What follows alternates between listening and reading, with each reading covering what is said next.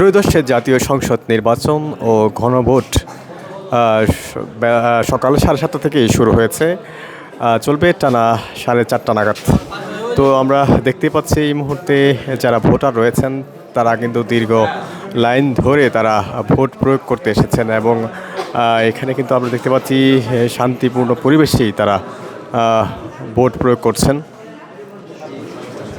আপনাদের যদি একটু ভেতরের চিত্রটা দেখাতে চাই, এখানে কিন্তু শান্তিপূর্ণ পরিবেশেই ভোট গ্রহণ অনুষ্ঠিত হচ্ছে। এখন পর্যন্ত কিন্তু কেন্দ্রের অবস্থা শান্তিপূর্ণ পরিবেশ বিরাজ করছে। আমরা রয়েছি ঢাকা 9 আসনে, যেখানে আসলে বিএনপি থেকে প্রতিদ্বন্দ্বিতা করছেন হাবিবুর রশিদ হাবিব, রয়েছেন জাতীয় নাগরিক পার্টির মোহাম্মদ জাবেদ মিয়া, রয়েছেন পাশাপাশি প্রার্থী তাসলিম জানা। তো এই আসনে কিন্তু এক ধরনের প্রতিদ্বন্দ্বিতা হবে, হাড্ডাহাড্ডি লড়াইয়ের আভাস পাওয়া যাচ্ছে। এখানে আমরা দেখতে পাচ্ছি ভোটাররা তাদের ভোট প্রয়োগ করতে এসেছেন।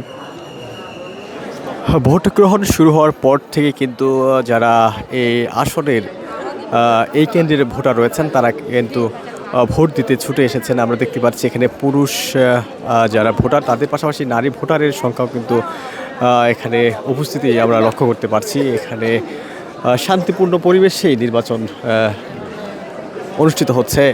আপনাদের জানিয়ে রাখি, আজ সকাল 7:30 নাগাদ ভোট গ্রহণ শুরু হয়েছে এবং চলবে 4:30 নাগাদ পর্যন্ত।